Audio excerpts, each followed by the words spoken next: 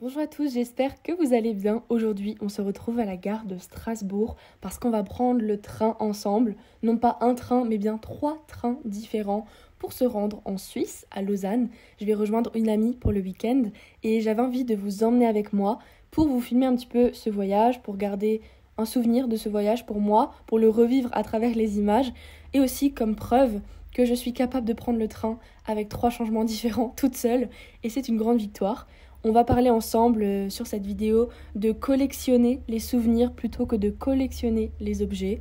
Une approche très minimaliste. C'est vraiment un état d'esprit que j'essaie de cultiver et j'ai écrit un petit texte pour vous expliquer ma vision des choses. Donc ce qu'on va faire dans cette vidéo, c'est que je vais vous le lire en espérant qu'il vous plaira, qu'il vous parlera. Si c'est le cas, n'hésitez pas à liker la vidéo, à la commenter ou à vous abonner à la chaîne pour plus de vidéos de ce type. On va tout de suite commencer par le début. Donc on va revenir un petit peu en arrière.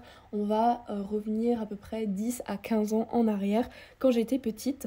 Donc j'étais une collectionneuse de cartes Pokémon, de Polly Pocket, de Barbie, de Pet Shop ou encore d'accessoires et même de cailloux que je trouvais au bord de la plage, sur le chemin pour aller à l'école ou que je ramassais en forêt quand je faisais des balades en vélo, en famille, entre amis, bref. J'étais vraiment une collectionneuse de plein de choses et j'adorais collectionner. Je voulais avoir toutes les pierres possibles, toutes les cartes, toutes les figurines qui existent et j'ai eu vraiment du mal, en grandissant, à me séparer de ces collections qui me rendaient nostalgique d'un temps qui ne reviendra plus, celui de mon enfance et de mon insouciance. En grandissant, j'ai vite compris que c'était illusoire et que j'aurais jamais toutes les cartes Pokémon du monde et qu'au fond, honnêtement, ça ne changeait rien au cours de ma vie et je suis passée donc d'une collectionneuse à une minimaliste. Entre-temps, je passe des étapes, évidemment, ça s'est passé sur des années, on parle d'une dizaine d'années facilement. Je suis passée de collectionneuse à consommatrice, à surconsommatrice, puis maintenant à minimaliste frugaliste. Donc le chemin a été long et je vais partager avec vous un petit peu comment j'ai fait pour changer d'état d'esprit. Alors ce qui m'a beaucoup aidé, c'est de croiser la route virtuellement du duo The Minimalist qui parlait donc de ces questions-là dans leurs podcasts, documentaires, livres et autres ressources sur leur blog en ligne qui est complètement gratuit, donc je vous mettrai tout ça en barre d'infos. La première phrase qui a vraiment fait son bout de chemin dans ma tête, c'était Collect moments, not things. Désolée pour l'accent anglais. En gros, collectionner les moments et non pas les choses. Chercher à collectionner les souvenirs, les expériences, plutôt que d'accumuler des choses matérielles. Donc dans l'idée, c'est vraiment cet aspect de vivre un maximum de choses, se créer plein de souvenirs et vivre à fond sans regretter dans le moment présent, plutôt que de, on va dire, gâcher son argent dans des choses matérielles qui procurent un bonheur plutôt éphémère et qui nous créent rarement des souvenirs, ou en tout cas pas les mêmes. Ensuite, la deuxième phrase, c'était You things and love people, not... Attendez, je recommence. Use things and love people because the opposite never works. Aimer les gens et utiliser les choses car le contraire ne fonctionne pas. Je répète, aimer les gens et utiliser les choses car le contraire ne fonctionne pas. Évidemment, ça fonctionne pas si on utilise les gens et qu'on aime les choses. En gros, c'est pour éviter d'être trop matérialiste et plutôt se concentrer sur les gens, les moments qu'on passe avec eux et vraiment ne pas faire l'amalgame entre la richesse et la réussite qu'on nous vend via du matériel, mais bien la richesse émotionnelle, la richesse familiale, amicale et les expériences qu'on peut vivre. Je suis donc devenue une collectionneuse, mais différente cette fois-ci, puisque c'est pas une collectionneuse de vêtements ou de maquillage, mais ni même de cailloux ou de cartes Pokémon, mais bien de moments, d'expériences, de voyages, et naît en moi une folle envie de sortir de ma zone de confort, d'essayer de nouvelles choses pour la première fois, prendre le train seul, apprendre une nouvelle langue, visiter d'autres pays, échanger avec des nouvelles personnes. Les vidéos que vous voyez défiler depuis avant sont des vidéos que j'ai prises lors de notre week-end entre amis que nous avons passé à Lausanne, donc en Suisse. Et c'était la première fois que je prenais le train.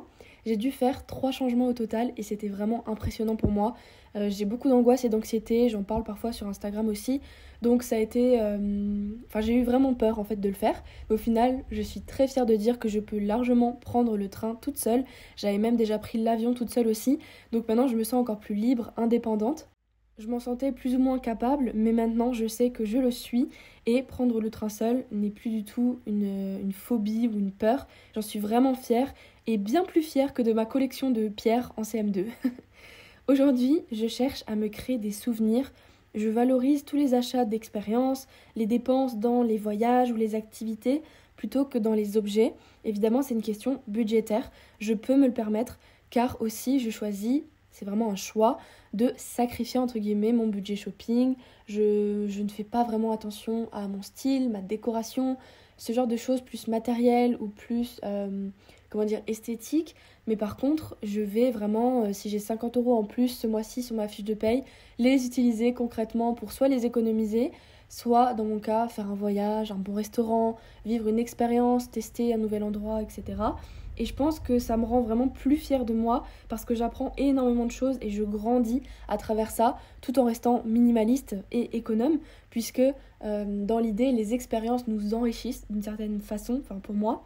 Et dans les questions suivantes, par exemple, plutôt acheter un nouveau sac ou faire une soirée au restaurant entre amoureux, de nouvelles chaussures ou une nuit à l'hôtel, du maquillage ou une journée au spa, je pense que vous devinez aisément mes réponses. Pour la même somme d'argent allouée, je vais prioriser mes loisirs immatériels, les souvenirs que je vais me créer grâce à ces expériences, plutôt que mon style vestimentaire, la décoration ou mes collections, et ce, que ce soit seul ou avec mes proches. Je pense que c'est très important de se créer des souvenirs seul, mais aussi avec des amis, avec sa famille, car à la fin de notre vie, on va être très philosophique, hein, mais c'est tout ce qui va nous rester, et on dit souvent on n'emporte rien dans la tombe. Ce que je trouve assez vrai, nos moments, nos souvenirs, on ne pourra jamais nous les enlever. Le matériel, ça peut se casser, ça peut s'user, on peut les perdre, alors que normalement, dans un contexte de bonne santé, évidemment, on ne perd pas ses souvenirs. Et puis, ils nous emplissent de joie, ils nous font vraiment ils nous rendent uniques, parce qu'en fait, tous les choix qu'on va faire et toutes les situations auxquelles on va se confronter par rapport à des expériences, des voyages, ça va nous faire rencontrer de nouvelles personnes et donc on va ouvrir notre esprit. Et je vous garantis que peut-être que moi je suis minimaliste, mais mon esprit lui ne l'est pas du tout et il est bien rempli de plein de souvenirs, de belles choses positives et inoubliables qui me rendent unique, qui font que je suis moi et personne d'autre. Donc voilà, j'espère que vous comprenez un petit peu où je veux en venir avec cette vidéo. C'était un petit peu le fouillis, mais j'espère que vous avez compris le message et que vous aussi vous allez devenir ou vous êtes déjà accumulateur, accumulatrice de souvenirs et d'expériences plutôt que d'objets. J'espère que vous allez embrasser la philosophie minimaliste à votre façon. Évidemment, chacun fait comme il veut, chacun fait comme il peut, mais c'est ma façon de voir les choses. Je vous remercie vraiment d'avoir visionné cette vidéo. J'espère sincèrement qu'elle vous aura plu, que la vidéo a été jolie à regarder, que ce que j'ai dit vous a intéressé. Si c'est le cas, n'hésitez pas à liker, à commenter, à vous abonner, c'est très important pour le référencement des vidéos.